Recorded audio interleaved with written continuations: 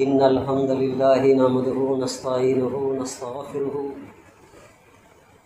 ونؤمن به ونتوكل عليه ونعوذ بالله من شرور أنفسنا ومن سيئات أعمالنا من يهد الله فلا مضل له ومن يضلل فلا هادي له وأشهد أن لا إله إلا الله وحده لا شريك له وأشهد أن محمدا عبده ورسوله أما بعد فإن خير الحديث كتاب الله وخير الهدي هدي محمد صلى الله عليه وسلم وشر الأمور محدثاتها وكل محدثات بدعة وكل بدعة ضلالة وكل ضلالة في النار. أعوذ بالله السميع العليم من الشيطان الرجيم. بسم الله الرحمن الرحيم. رب اشرح لي صدري ويسر لي أمري واحلل عقدة من لساني يفقهوا قولي ربي زدني علما. قال الله تعالى في القرآن المجيد والفرقان الحميد. بسم الله الرحمن الرحيم. يا أيها الناس اتقوا ربكم الذي خلقكم من نفس واحدة وخلق منها زوجها وبث منهما رجالا كثيرا ونساء واتقوا الله الذي تساءلون به والأرحام إن الله كان عليكم رقيبا. يا أيها الذين آمنوا اتقوا الله حق تقاته ولا تموتن إلا وأنتم مسلمون. يا أيها الذين آمنوا اتقوا الله وقولوا قولا سديدا يصلح لكم أعمالكم ويغفر لكم ذنوبكم ومن يطع الله ورسوله فقد فاز فوزا عظيما. اهدنا الصراط المستقيم. سب طرح کی تعریف اللہ رب العزت کے لیے ہے جس نے سارے جہاں کو کن فیکون سے پیدا کیا اور اس زمین اور آسمان کے درمیان جتنے بھی چیزیں ہیں سب کا پالنہار صرف اللہ تعالیٰ ہے. جاندار بے جاندار کو سب کو پیدا کرنے میں حکمت والا بڑا ہی مہربان رہنے والا ہے. اور ساری مخلوق کے اندر انسان کو اللہ تعالیٰ نے اشرف المخلوقات بنایا ہے. اچھی اور برائی کی تمیز سوچ سمجھ عطا فرمایا ہے. یہ بہت بڑی نعمت ہے اللہ تعالیٰ کی. بہت ہی شکر ادا کرنی چاہیے کیونکہ اللہ تعالیٰ نے ہمیں اسلام دین سے نوازا ہے اور شعور عطا فرمایا ہے. حق اور باطل کیا چیز ہے اللہ کی پہچان عطا فرمایا اور رسول اکرم صلی اللہ علیہ وسلم کی سنت کیا چیز ہے بتا دیا ہے. ورنہ بہت سے لوگ ایسے بھی ہیں کہ اللہ کو نہ پہچانتے ہیں نہ رسول اکرم صلی اللہ علیہ وسلم کی سنت کو پہچانتے ہیں. اپنی منمانی زندگی گزارتے ہیں. پھر اللہ تعالیٰ نے ہمیں قرآن پاک کی جو حکم ہے یہ بتایا اور نبی کریم صلی اللہ علیہ وسلم کے سنت کیا چیز ہے بتایا. تو آئیے میرے بزرگ اور عزیز دوستوں سورہ فاتحہ کا سلسلہ چلتے آ رہا ہے. الحمدللہ رب العالمین الرحمن الرحیم مالک یوم الدین.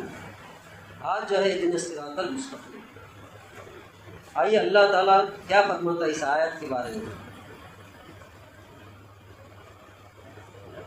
اس کے پہلی جو آیتیں ہیں اس کے اندر میں اللہ کی بڑائی بیان کی ہے,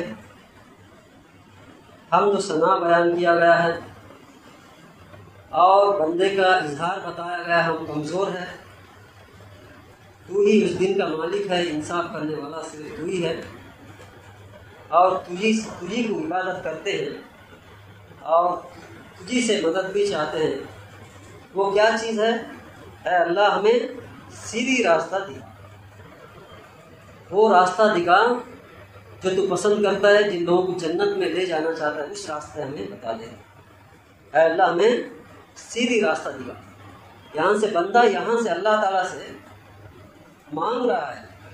پہلے اللہ کی بڑائی بیان کیا, اس کے بعد میں اللہ تعالیٰ سے کیا مانگنا ہے, کیسے مانگنا ہے, اللہ تعالیٰ یہ خود قرآن پاک میں اس آیت میں بتا دیا.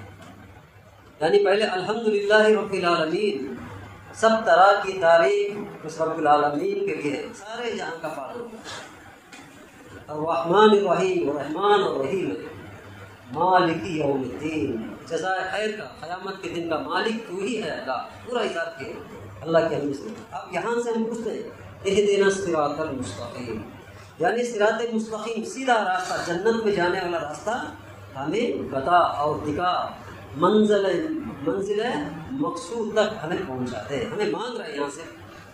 اسی لیے اللہ تعالیٰ نے فرمایا کہ بندہ اور میرے درمیان میں دو حصے کر دیا گیا ہے، سورہ فاتحہ جو ہے دو حصے کر دیا گیا ہے، اللہ کے اور بندے کے، یعنی اللہ کی تعریف کی پہلے ایک حصہ، دوسرا حصہ جو ہے بندہ اللہ سے کیا مانگ رہا ہے، کیسا مانگنی چاہیے، کیا چیز مانگنی چاہیے، اللہ تعالیٰ نے اس آیت میں بتا دیا۔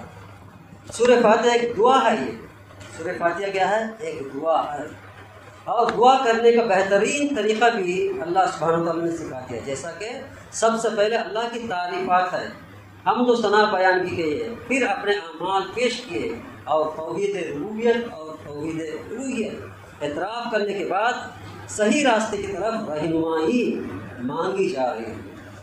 اے اللہ ہمیں سیدھی راہ دکھا۔ یہ آیت مذکورہ میں دو چیزیں ہیں، ہدایت، صراط مستقیم، جس کو ہدایت مل گیا، جو بندے کو ہدایت مل گیا وہ کامیاب ہو جائے۔ اللہ تعالیٰ ہم سب کو وہ ہدایت دے جن لوگوں کو اللہ تعالیٰ نے پسند فرمایا۔ لفظ ہدایت دو چیزوں میں عموماً آتی جاتی ہے، استعمال ہوتی ہے، رہنمائی کرنا، راستہ بتانا، راستہ دکھانا۔ راستہ دکھانے کے بعد منزل مقصود تک پہنچانا، دو چیزیں، رہنمائی کرنا الگ ہے، رہنمائی تک پہنچانا، یہ اللہ تعالیٰ اس آیت کے اندر بتا رہا ہے۔ قرآن مجید میں لفظ ہدایت دونوں معنی میں مشتمل ہے۔ ہدایت کا مبنی یہ ہے، دیکھیے، شہر رمضان الذی انزل فیہ القرآن ھدی للناس، رمضان کا مہینہ وہ ہے کہ جس میں قرآن نازل کیا گیا ہے جو تمام لوگوں کو راستہ بتاتا ہے، یعنی سیدھی راستہ بتانے والی قرآن ہے، لوگوں کو سیدھا راستہ بتاتا ہے، یعنی ھدی للناس، یعنی سیدھی راست لوگوں کو بتانے کا ذریعہ جو ہے وہ قرآن مجید ہے، وہ رمضان مبارک میں نازل کیا ہے۔ وَهَادَيْنَاهُ النَّجْدَيْنِ، یہ آیت پر غور کیجیے، وَهَادَيْنَاهُ النَّجْدَيْنِ، ہم نے انسان کو حق اور باطل دونوں راستے بتا دیے ہیں۔ غور کیجیے، اللہ تعالیٰ نے پیدا کرنے کے بعد بندے کو حق اور باطل کے دو راستے بھی بتا دیا، جو چنے گا انسان ادھر اللہ تعالیٰ رہنمائی کرتے ہیں، جو ہدایت کی طرف آئے گا اس کو وہ راستے میں چلا دے گا، اگر کوئی گمراہی چاہتا ہے تو ادھر چھوڑ دے گا اللہ تعالیٰ۔ کیونکہ کچھ لوگ تقدیر پر اعتراض کرتے ہیں کہ اللہ تعالیٰ نے جب لکھ دیا ہے کہ بندہ کب کیا کرے گا، کیسے کرے گا، وہ جنتی ہے دوزخی، سب لکھ دیا تو ہمیں عمل کرنے کی کیا ضرورت ہے؟ لوگوں میں یہ شیطان سوال ڈال دیتا ہے۔ یہ تو حقیقت ہے، اللہ تعالیٰ نے تقدیر تو لکھ دیا، لیکن تقدیر کو بدلنے کا بھی اللہ تعالیٰ کے ہی اختیار ہے، اور تقدیر لکھنے کے بعد اللہ تعالیٰ اس کے اوپر میں بند نہیں کر دیا، اس کو حق اور باطل کے دو راستے بھی بتایا، جو چاہے وہ چن لے۔ اختیار دیا بندے کو، اللہ تعالیٰ نے انسان کو اختیار دیا کہ یہ دو راستے ہیں، جو چننا چاہے چن لیجیے۔ جیسا کہ میں نے آپ کے سامنے آیت پیش کی، سورہ بلد کی آیت ہے، اللہ تعالیٰ فرماتا ہے ہم نے انسان کو حق اور باطل دونوں راستے بتا دیے ہیں۔ اور جگہ اللہ تعالیٰ نے فرماتا ہے،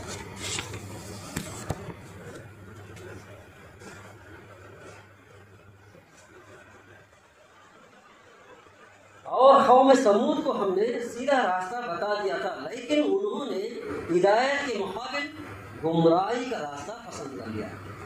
وہ قوم کیا کیا؟ دو راستے اللہ تعالیٰ نے بتا دیا، وہ قوم کے لوگوں نے ہدایت کا راستہ ہی بتایا، لیکن اس کو نہیں چنے، ان لوگوں نے گمراہی کا راستہ پسند کیا۔ راستہ بتانے کے بعد اللہ تعالیٰ لوگوں کو چھوڑ دیتا ہے کہ خواہ وہ مومن بنے یا کافر۔ قرآن مجید میں اللہ تعالیٰ نے اس کے مثال یوں فرمایا ہے، اللہ کے رسول صلی اللہ علیہ وسلم، آپ کہہ دیجیے حق تمہارے رب کی طرف سے آ چکا ہے، آپ جو چاہے ایمان لائے اور جو چاہے کفر کرے۔ دو راستے اللہ کے نبی صلی اللہ علیہ وسلم کے زمانے میں بھی مکے کے مشرکوں کے سامنے پیش کرنے کا اللہ تعالیٰ نے حکم دیا کہ ان لوگوں کو بتا دیجیے کہ اللہ کی طرف سے جو حق آیا ہے، جو اس کی طرف آئے گا وہ فلاح پا جائے گا، جو اس کو جھٹلائے گا وہ کفر میں چلا جائے گا۔ اس کا انکار کرنے والے نے دیا ہے۔ یعنی اللہ تعالیٰ نے انسان کو دو راستے میں سے کوئی ایک راستہ چننے کا اختیار دیا ہے۔ اور جگہ فرمائیں گے ہم نے انسان کو راستہ بتا دیا ہے، آپ چاہے وہ شاکر بنے چاہے کافر نا شکر ادا کرے، یعنی شکر بندے بنے یا نا شکر بندے بنے، یہ دونوں اختیار انسان کو اللہ تعالیٰ نے دیا، چھوٹ دیا ہے۔ یعنی جو اعتراض کرتے ہیں ان کے لیے یہ 3 آیتیں دلیل ہے کہ ہم نے انسان کو راستہ بتایا ہے، اب چاہے وہ شکر گزار بنے یا نا شکری کرنے والے بن جائے، ان کی اختیار میں اللہ تعالیٰ۔ معلوم ہوا ہدایت کا ایک معنی راستہ دکھانے کی ہے، جیسے کہ راستہ بتانے والے کو عرب کے اندر میں حاجی کہتے ہیں۔ اللہ تعالیٰ نے اللہ کے نبی صلی اللہ علیہ وسلم کو مخاطب فرمایا حاجی کے لفظ سے، یعنی راستہ بتانے والا۔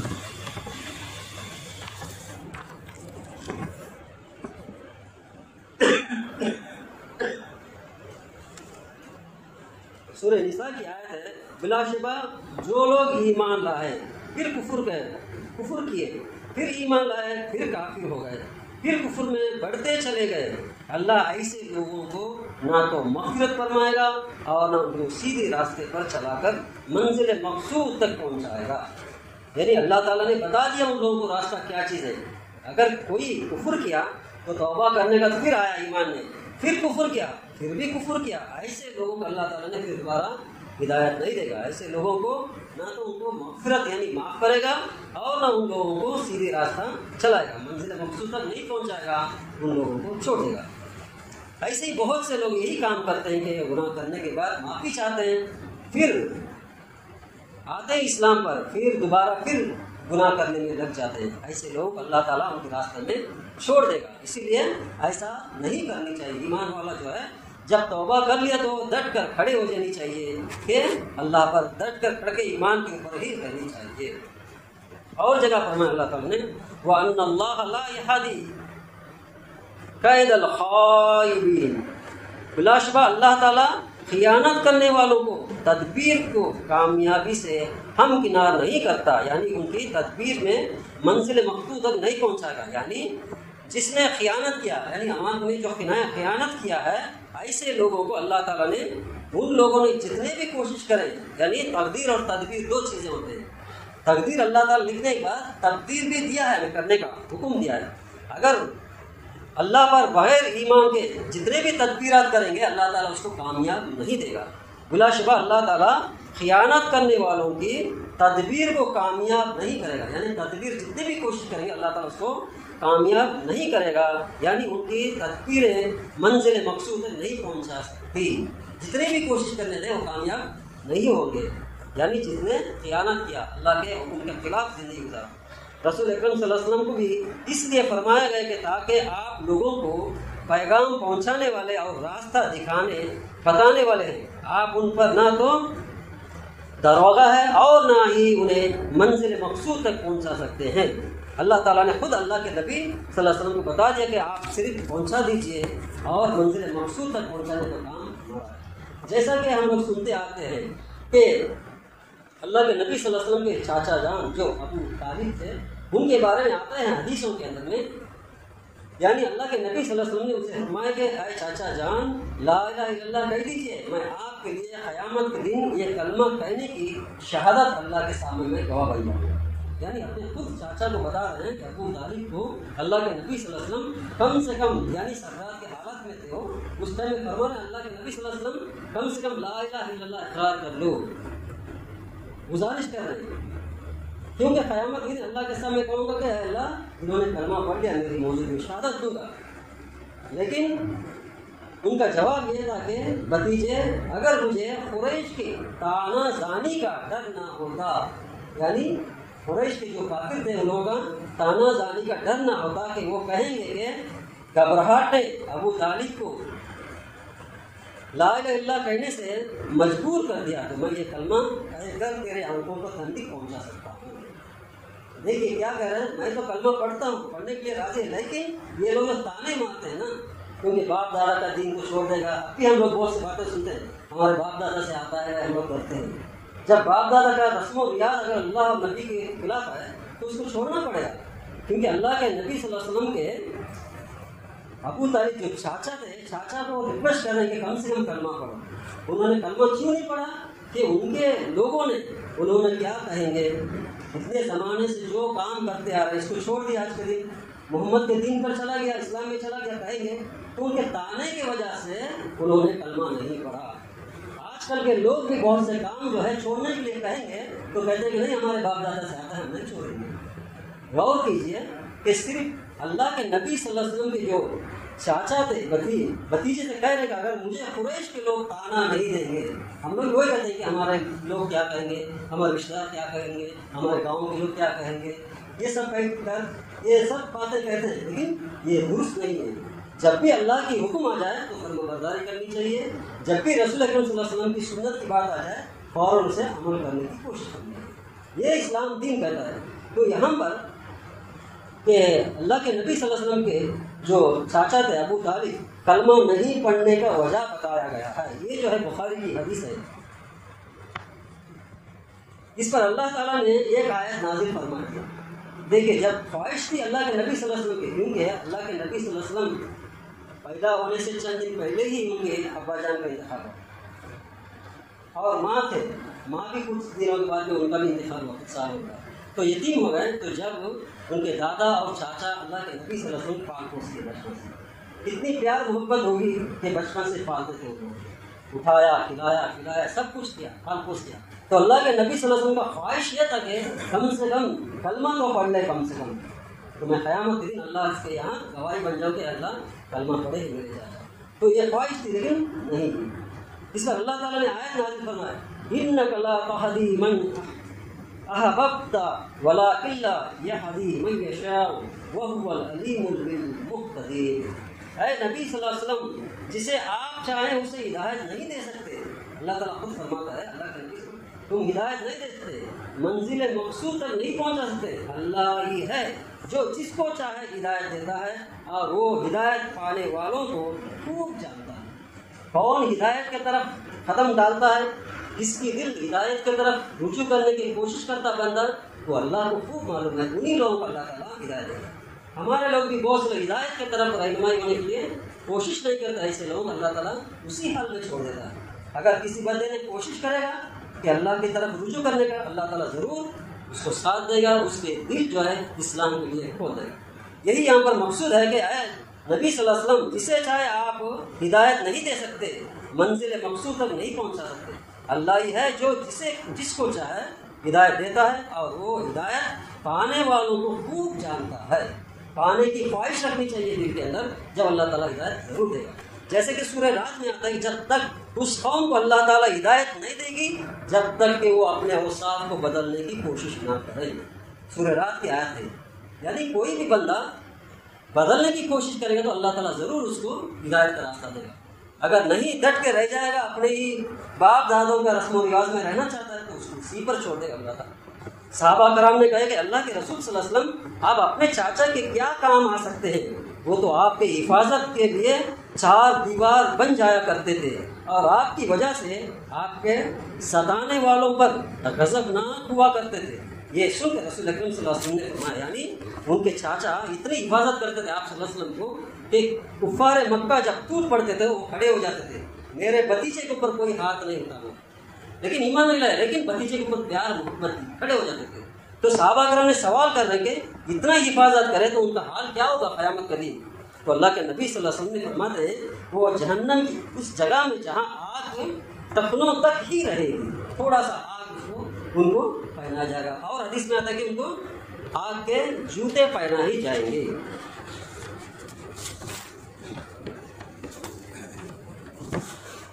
اور جہنم کے سب سے نچلے حصے میں ہوں گے. ایک روایت میں ہے کہ انہوں نے آگ کی جوتیاں پہنائی جائے گی جس سے دماغ ٹھنڈی کا جیسا، یعنی پانی جیسا ابلتا ایسا ابلتا رہے گا. صحیح بخاری کی حدیث ہے.